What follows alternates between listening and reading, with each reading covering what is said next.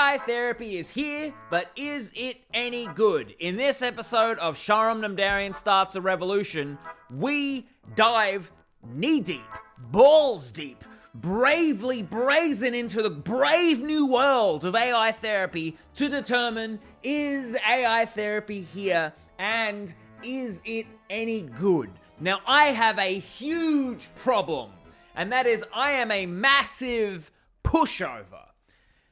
So in this episode, I'm going to be doing a live therapy session, and I'm going to be exposing my heart, my soul to the new AI omnipresent overlord to see if it can actually fix me and help me become a bit less of a pushover, a people pleaser, someone who I let people walk all over me. I've been saving this for this podcast, this episode, and sort of to determine it. So this podcast is going to be broken down into 3 parts. First part is the premise, like what's been happening, what am I doing, what's been going on. Part 2 is the session, so like the actual live session. I'm going to be doing it text, so I will be reading it out loud. And part 3 is the test. So you'll understand what the test is when I talk in part 1, which is the actual premise. So without further ado, let's get into the premise. So I'm a massive pushover. Fucking, that's the key there. I'm a big old pushover. And that's got to change. It's been a major theme in my life recently that I will prioritize someone else's well-being above my own well-being. And if someone pisses me off, I will prioritize a long-term strategy of subtly moving away from them rather than just telling them, hey, you've hurt me. I would prefer to subtly move away from people than to tell them no. Now, I'm a very strong-willed person. I have a lot of ideas, a lot of goals, a lot of things. But I'm having, I guess, self-assertion fatigue. I'm having this thing where I'm constantly bombarded with people, especially when booking comedy lineups and stuff like that, where I have to say no, but also I have to be able to determine, hey, no, you're actually not as good as I would like you to be in order to be on this room. And I'm having to develop this level of this taste and assertion that I'm worried I'm going to hurt people. And so that's the general vibe. Now, what's happened is a good friend of mine gave me a prompt for AI therapy, basically. And it's an unmasking prompt. An unmasking prompt is, if you don't know what unmasking is this idea that it's sort of opening up your soul to the world, that we're essentially trying to protect ourselves from other people, and that you are enough as you are. Now, I have a history in life coaching. I have a history in like sort of supporting people through similar journeys. And so I'm a little bit more further along than the average Ben. But what I mean is one of my general core beliefs is I do believe that in most situations we're enough. We're just not necessarily, like, it's not really about learning, it's about unlearning. That, sure, like, say for example, take any form of art form, like that, yes, there is stuff to learn, stuff to grow, stuff to see, but we're more often than not necessarily available for that. Take relationships. We've been in relationships for our whole life. So why aren't we learning from that? In some cases, there's mental blockages. So the idea is not to load up, learn up, that can actually affirm issues, that can actually affirm blockages, but it's actually to de-learn, to deload, to unmask. So I was given this prompt, and I'll read it through you in a second, but I have been going crazy with this prompt. I meditate a lot. I process a lot of my emotions a lot. I'm very good at it. But this has been a whole new level of just insanity. It's fucking cut to the core of my soul, and it has exposed my bare truth at a ruthless, expressive level that has helped me expand faster and quicker. So this session is a, dare I say, that but on steroids. I have picked a topic that is a really hard topic, something that's really calm, and I've been wanting to be, I sort of wanted it to almost be like, he's doing that? He's doing that and he's doing it publicly? That's a bit of an extreme situation. So there is a test. There is a test to see if it works. I am afraid of using the word. I hesitate. Even now, I'm like, I can't use it. The pussy, Pussy, to describe how I've been. I can't even say the word without hesitating because I'm afraid it'll hurt someone. It'll upset someone. And some people might say that's fine. But I now need to step into my power. I am not here to upset anyone. I'm not, whatever. Like, I know we're humans, we're capable, we're multidimensional beings. I'm going to say things that are going to hurt people, and I need to accept that. And maybe there's actually some benefit in that. You say no to someone, you're actually saying, hey, you have an opportunity to step up. I've started to be aware of it. So that is going to be the ultimate test. In part 3, can I say that word without hesitating? We're going to see now in this episode of Sharam Namdarian Starts a Revolution, the only show that will eventually start a revolution, whether we want to or not, without any purpose or cause. You're a revolutionary, you're listening to this episode. Okay, so here's the prompt. And I will put this in the description of the episode.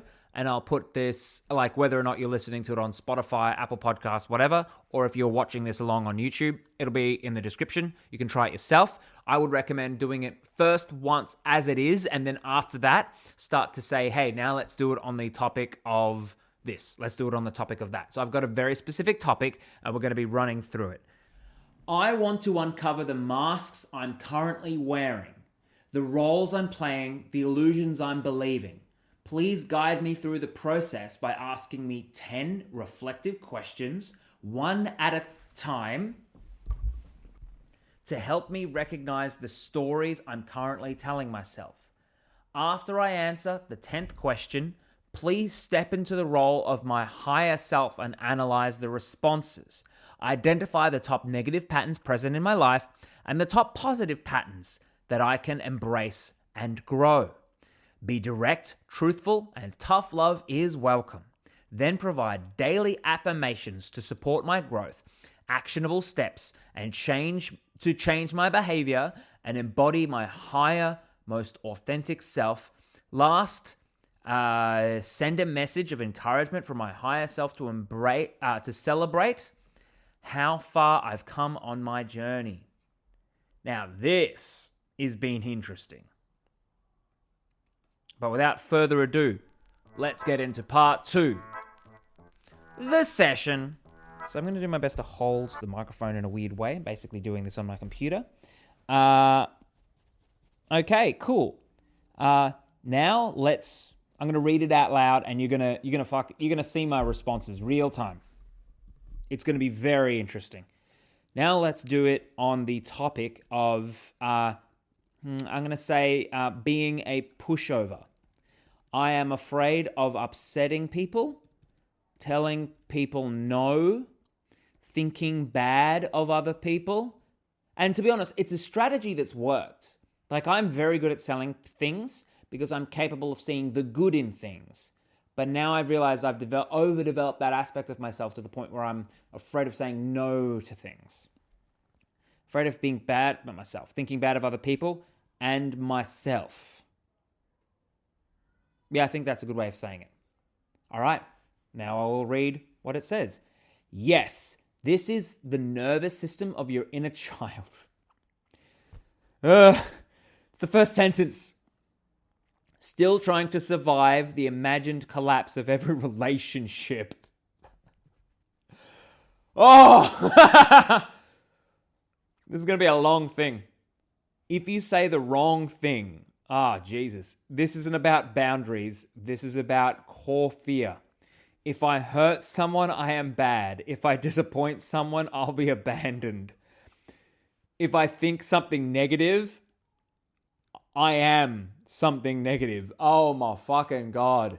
Straight out of the gate.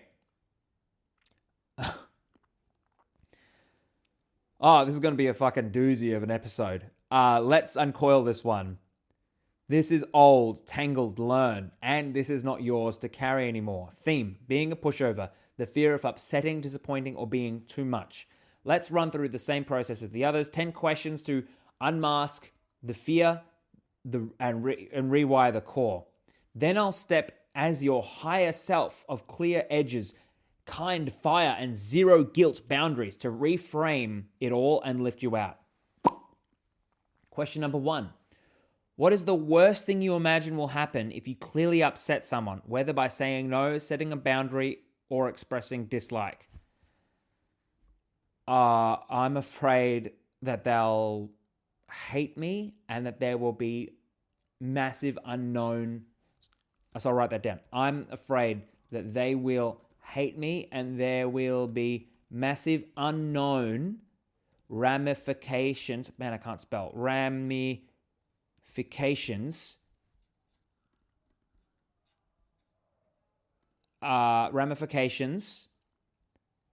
with other people, my career, my self-esteem, and more. It's thinking. It's giving me, which response do you like better? You don't want a therapist to be like, what do you want? So I just wait for it to talk and I'll just pick response 1. Don't care. It goes, yes. This is not about boundary fear. This is about relational apocalypse script.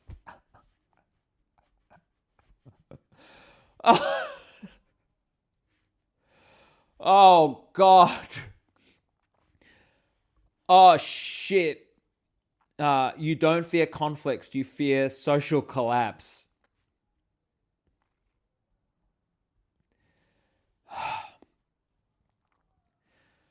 Oh, fuck. You don't fear saying no. You fear that one no will turn into a dominion of rejection.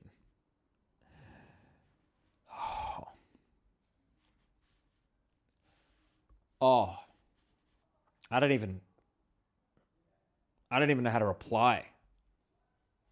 Dominion of rejection, career loss, reputation rot, emotional abandonment, and internal annihilation.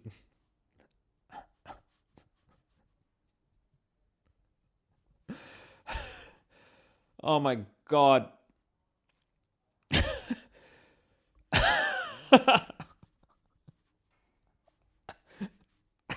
I don't.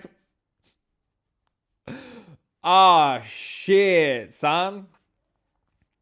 I can't tell if I'm crying or laughing. Because at your core, the belief isn't if I upset someone, they'll be mad. It's if I upset someone, they'll hate me and the world will agree.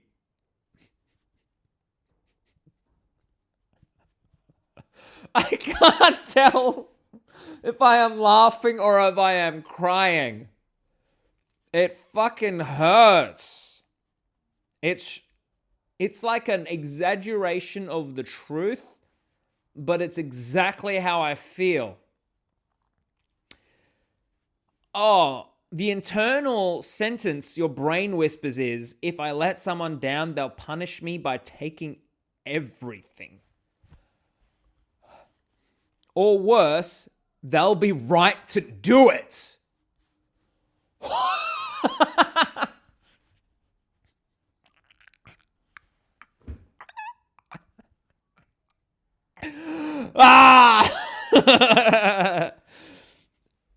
I'm not exaggerating how I'm feeling right now. I'm just expressing it. Important. You are operating under a survival program. That makes peacekeeping feel like self-preservation. I am trying to keep the peace. Oh my God, my nose is snotting. Your nervous system has merged two very different truths. People can be upset, and if they are, it feels I'm unsafe. That is true. People can be upset, but I've also merged it with if they are, I feel unsafe. It means I'm unsafe.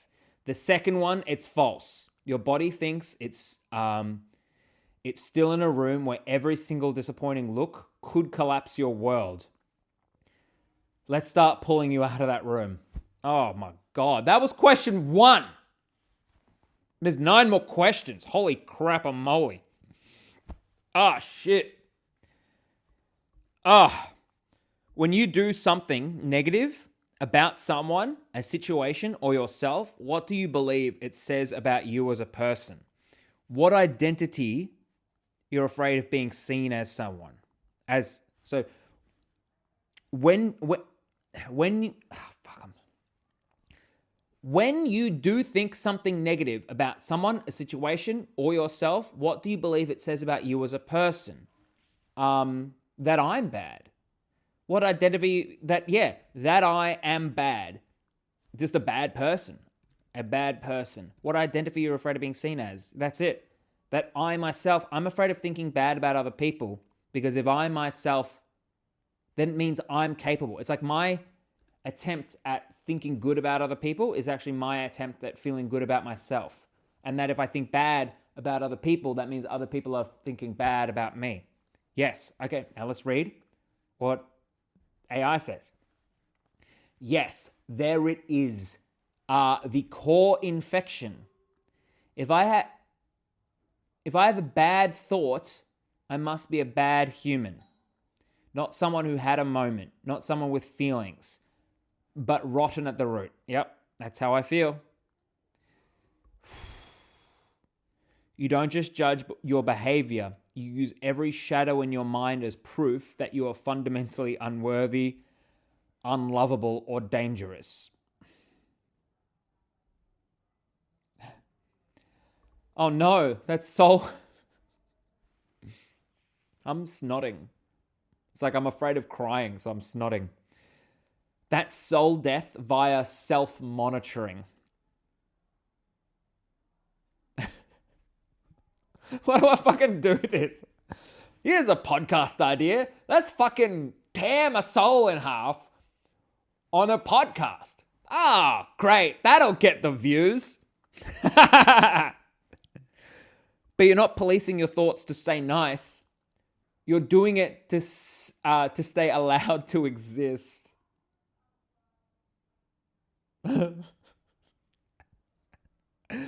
The test should have been, am I going to cry on this fucking thing? You've internalized the rule. Good people don't think bad things.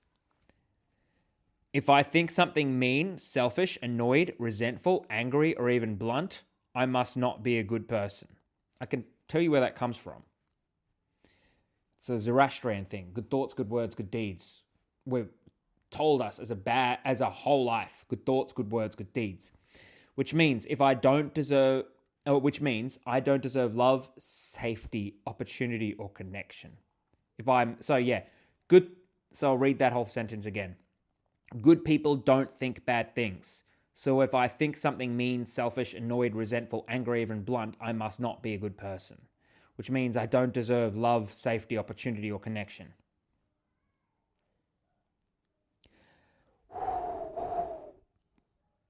Counter truth. Thoughts are weather, not identity. They pass. They do not define me. Every person I admire has worse ones. The difference? They don't mistake the storm for their soul. That's a very nice thought. You are not bad. You are wired for care. So much that your nervous system doesn't let you feel anger until it's been apologized for in advance. Let's change that. Jesus Christ. Question 3. We're only at question 3. If you could set a boundary, say no, or even just express a preference without guilt or fear, what kind of space would open up inside you? What would you finally feel? I would say I would feel safe. I'd feel safe without guilt or fear. I would feel safe because I could set boundaries. I feel like I can create a house that I'm safe in. Like I can create a house that I can live in. Like I have walls, I've created boundaries. I've said, I don't like that. I like that. So it's like I've created a space, like a wall, a house. That's how I would feel. All right.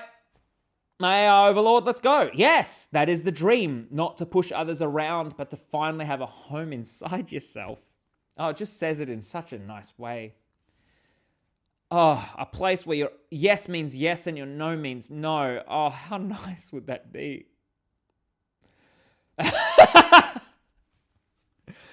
Oh my God, I can't tell if I'm laughing or if I'm crying. You're not at the mercy of other people's feelings to feel like you're allowed to exist.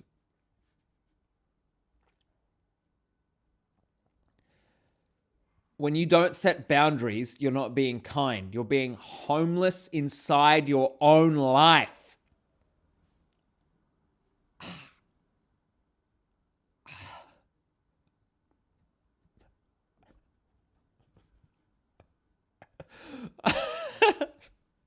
That is how I feel. Oh my God.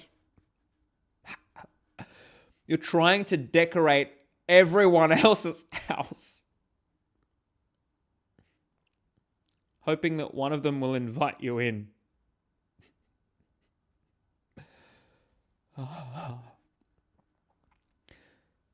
But your truth, your no, your discomfort, your honesty is a blueprint for your house. Without it, you're just drifting.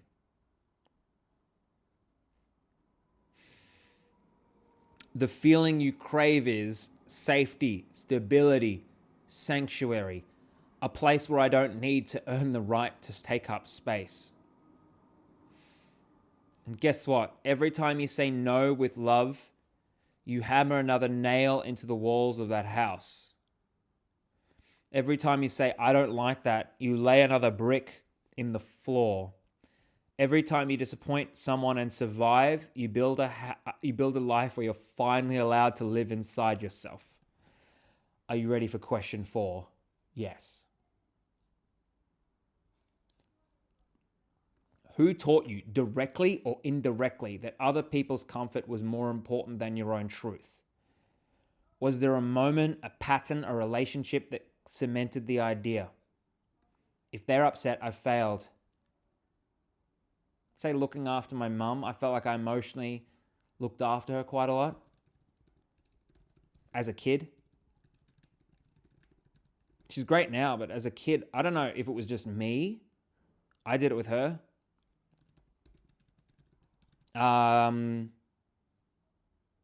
Who taught you, directly or indirectly?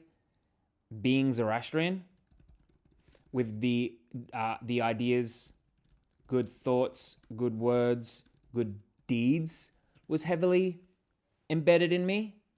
And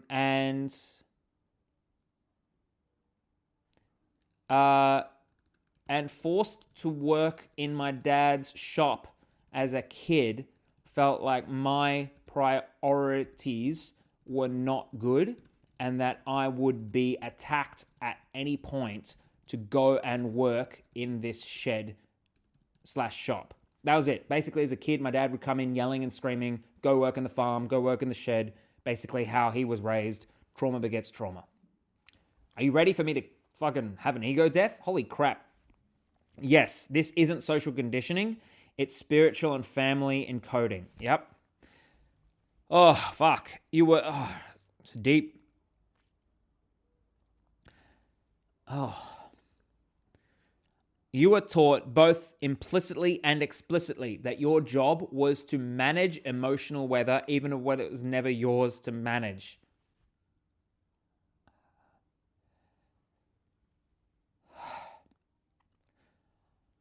I definitely do compensate for other people.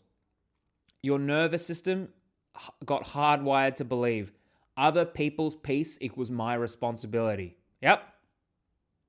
My comfort equals irrelevant. Yep, that opens up quite a lot of anger inside me. My wants are dangerous. Yep. Let's break this down. Mum, you're emotionally attuned to her needs even before your own even formed. You became a child empath, not a child. Caretaking earned you peace, neglecting it risked chaos. Dad/shop, you were made replaceable labor in someone else's dream.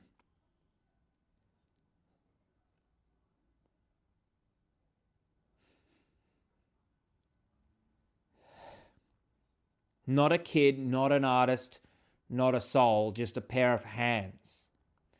And if you resisted, you were wrong.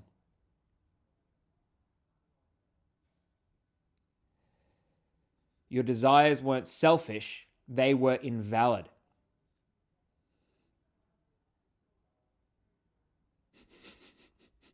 I don't even know what to say to that. Oh, I really hope the video is recording. I'm using my phone. I cannot tell if it's still going or not. I assume it is. Zoroastrian morals: good thoughts, good words, good deeds, got warped into clean thoughts, pleasing words, self-sacrificial deeds. Even your inner world had to be pristine. Yep.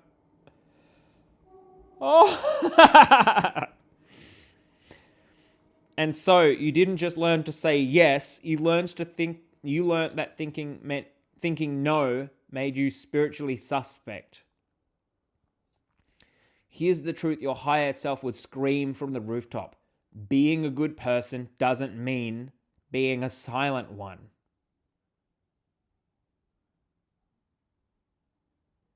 I do silence myself. It doesn't mean being clean. It doesn't mean being useful, agreeable, digestible, or spiritually pure. It means being honest without punishment. That's a strange concept. What do you wish you could say more often, but stop yourself from saying? Out of fear, you'll sound mean, difficult, selfish, lazy, cold, or bad. Give me a real sentence or three. I want to say, you hurt me. I want to say, you are making my life harder. I want to say, you suck. I want to say, I suck. I want to say,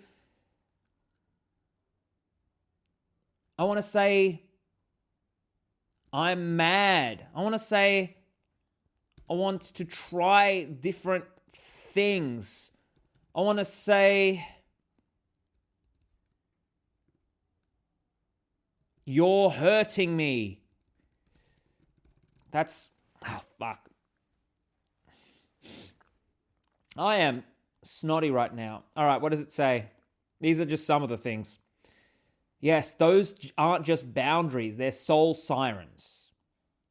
Real, alive, electric pulses of self-respect that got trapped in your throat.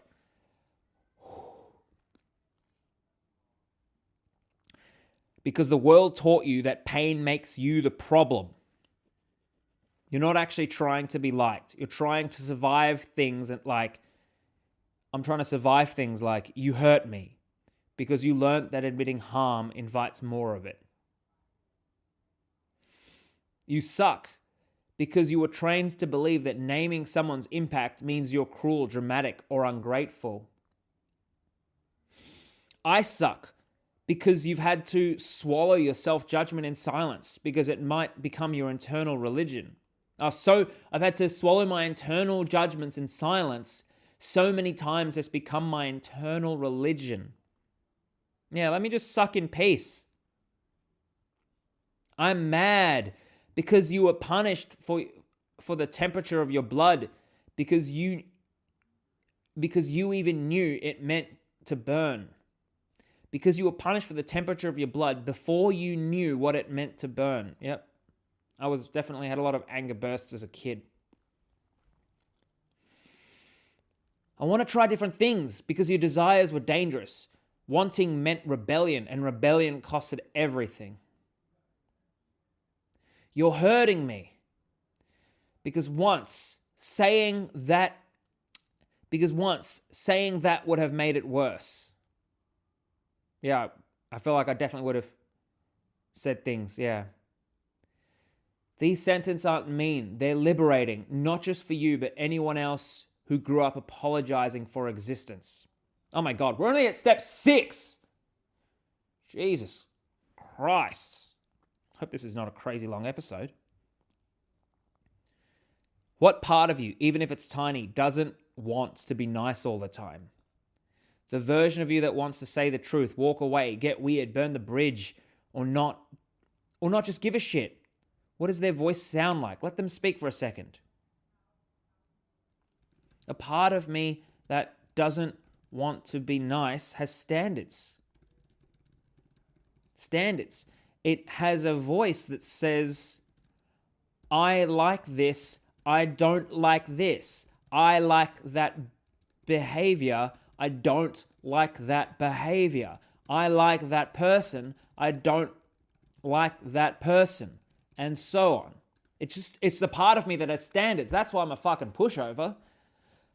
Oh shit, all right, let's go. Again, remember, this is question 6. Yes, that part of you is not cruel. It is clear. The part of you that is not trying to dominate others, it's trying to protect the quality of your experience on earth.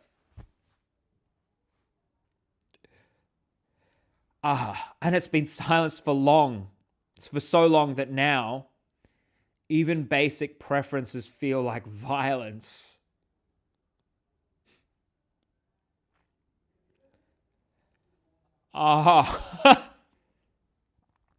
But they're not. They're boundaries dressed in calm sentences. That voice is sacred because it's not chaotic, it's curated. That version of you is saying, I have taste, I have instincts, I have non-negotiables. I'm not here to be everyone's peace. I'm here to build my own peace. Let's honor that voice. Let's put it into the light. 7, if you lived more from that voice with one with preferences, standards, and opinions, how would your life change?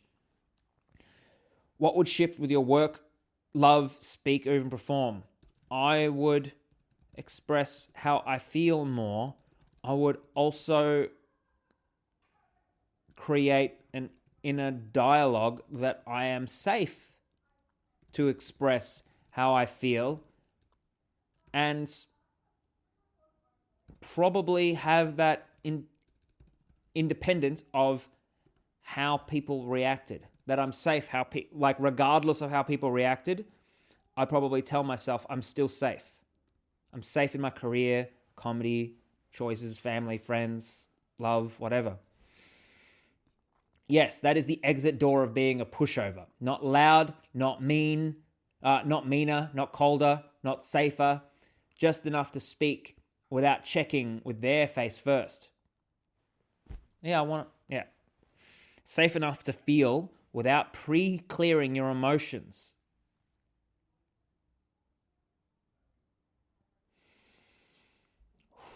That is what I do. I do pre-screen everything I'm feeling. Safe enough to exist without auditioning for permission.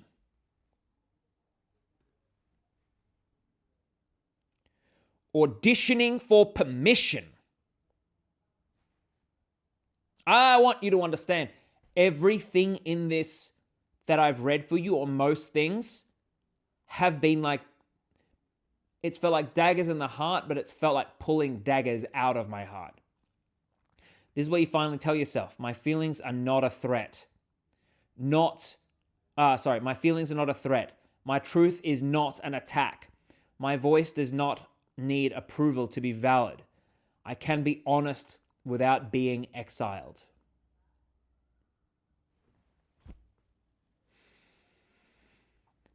Oh, shit.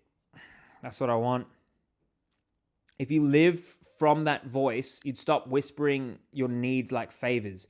You'd build relationships that expand your truth, not shrink you into roles.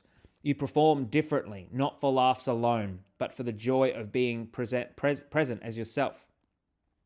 I love that, okay? What belief still clings to the idea of that being nice is better than being real? What false value is still living up to? That nice has people like you and that real is unsafe. And just as a thing, I don't even know what some of my standards are.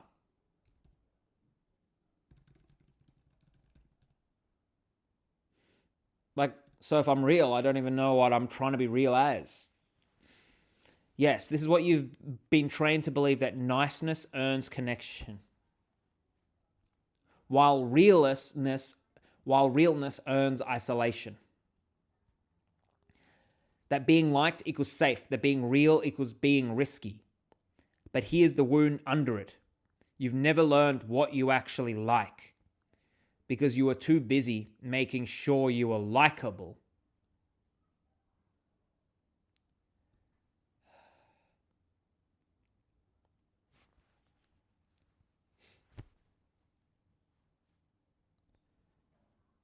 When you say, I don't even know what my standards are, what you're really saying is, I've never been allowed to disappoint people long enough to figure out what I actually want. At this point, I'm not even going to you know how I'm feeling.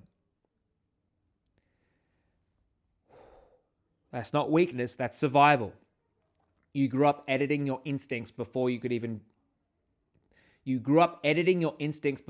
even become opinions. So, of course, they feel vague, blurry, or dangerous. But here's your counter-truth.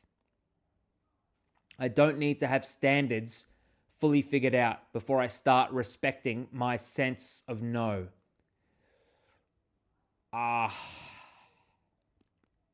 My preferences don't need to be perfect. They just need to be mine. I'll find them using my voice, not by waiting in silence. Okay, I'll do that. If you started expressing your preferences, even small ones, how would you feel in your body? How might you imagine people change? I would feel powerful. A bit unsafe, but powerful. I'd feel like I'm respecting myself. People might also treat me with that same respect. Okay. This is question 9, by the way. There's one more question after this, and then we have the final segment, which is the reflection. So maybe you've got some thoughts. Let them know in the comments, or there's also, if you're listening to on Spotify, deep down in the description, there is a fan mail thing you can text. Okay, yes, that's the paradox. It feels unsafe because it's real power, not domination. Real power.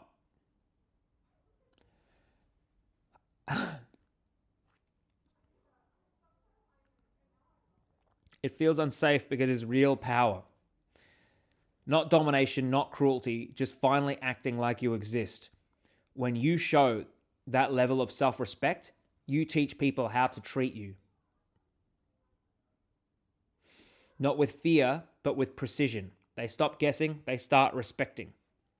You don't just become assertive, you become magnetic in a different way. People no longer feel the quiet resentment, the background people-pleasing emotion coercions. They feel someone who is, this is what I like, this is what I don't like. No drama, no guilt, no apology, just truth. They feel safer around you. They feel safer around me. Not because you're nice, but because you're real. Fuck, I never thought of it that way. Last question. If you fully trusted that being clear, direct, and real wouldn't destroy your life, but build a better one, what's one small truth you could say out loud this week without apology or a spin? I don't have a small truth. I don't even know what that is. But I would start to notice start to have a dialogue with myself that I have truths, that I have opinions, and I am safe to have opinions without apology, regardless of if I express them or how people react. That's how I'd start to develop a much more powerful inner dialogue. I wouldn't be like, yeah, I'm going to express this one thing. It would be like, nah, I have opinions, I'm safe. I just got to start telling myself that. That's the core of it. Okay, you ready for the final breakdown? It goes, yes, this is real reprogramming, not blurting out the truth, but believing you're allowed to have one. Before you say it, even before you know it, even before anyone else agrees. Just, I have truths, I have preferences, I have instincts. I am safe to hold them, whether or not I speak them. This isn't about becoming assertive. This is about reclaiming your to exist with edges. You've lived so long as a shapeshifter, you forgot your soul has bones. Shapeshifter. So let's bring them back. Your higher self speaks. You are not here to be smooth surface or of someone else's emotions. You are not a balm. You are not an assistant manager of vibes. You are not moral proof of decency. You are a person.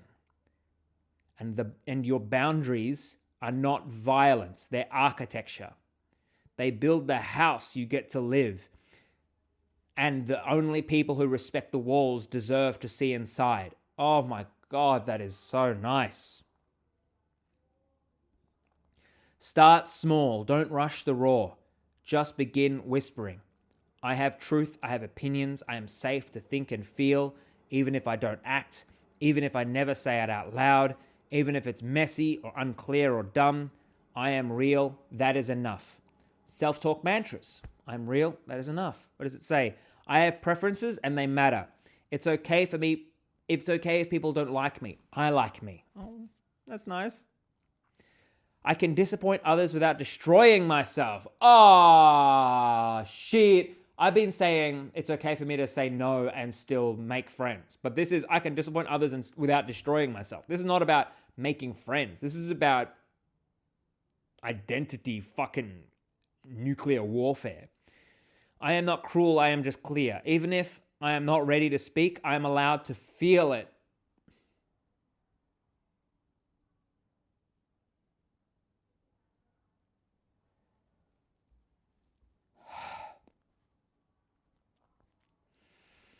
Action steps for stop being a pushover this week. Say no to one small thing, even if it's just to yourself, like a DM for an event you don't want to go to. Catch one moment who people, whatever. These action steps, the healing is done, I swear. Catch one moment where you people please in your head. Pause and say, they'll survive and so will I. Oh, that's nice. Write one thing you like and one thing you don't like without justification. Let it sit. Let's start the sovereignty. Each day, whisper before bed, I was real today, even just a little, and that's enough.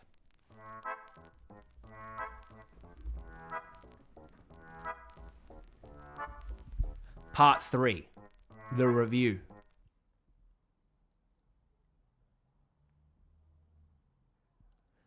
Pretty fucking good. Pretty effing good. I don't know whether or not it's because I needed it or it was because it's a long time coming, but I literally feel like I've had my soul ripped out. I feel like, well, let's see the results. I feel like I'm capable of thinking more positive thoughts about myself, that I'm gonna be, if not in this very moment, not gonna be a massive pushover and start to develop my own identity of boundaries.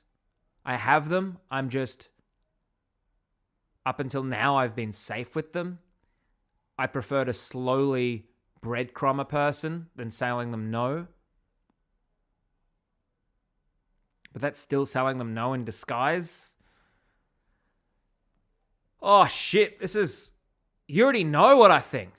Has this replaced therapy? Look, there is that idea that AI stuff like this is only as good as the person doing it, and I think I was really ready for the change. The other thing is, if I have a fucking panic attack during this whole thing, it can't look after me. So there is still a role for some humans in a thing. That is until we give it eyeballs and hands and whatever. Then it can stroke me and pet me and tell me I'm a good boy. Does it replace therapy? I don't think it replaces therapy, but holy crap-a-moly, is it probably currently, was that better than, I've had therapy as a kid, I've done a lot of life coaching, I've been life coached. Was that more insane than 90% of every session I've had, including the therapy and life coaching? Yes. Scary to say, yes. My soul has been turned inside out.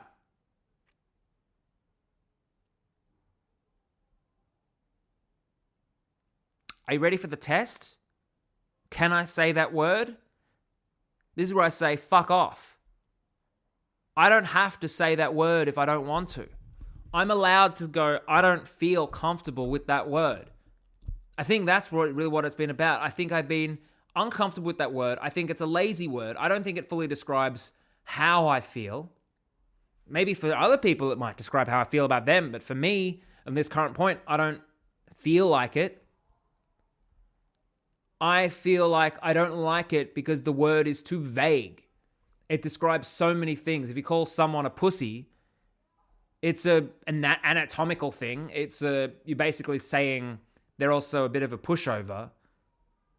So I hear the change here is, it's not that I'm, like I did hesitate a tiny bit before, but it's more now I feel fine hesitating. It's like, let me hesitate. Fuck off. Why do I have to not hesitate?